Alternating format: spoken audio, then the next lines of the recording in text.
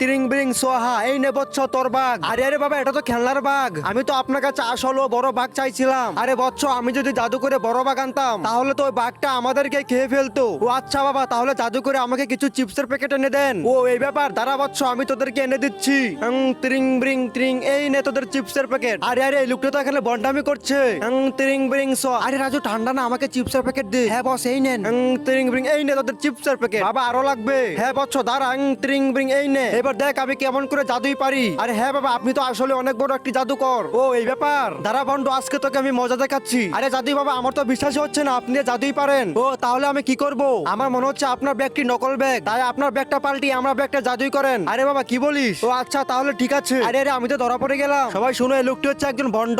এই দেখো সবাই, এই লোকটি নিচে বসে থেকে সবগুলো দিচ্ছে। সবাই এদেরকে ধরো, কাউকে ছাড়বে না। হ্যাঁ ভাই, আপনি ঠিক বলেছেন। আজকে এই ভন্ড জাদুকরকে আমাদের হাত থেকে কেউই বাঁচাতে পারবে না।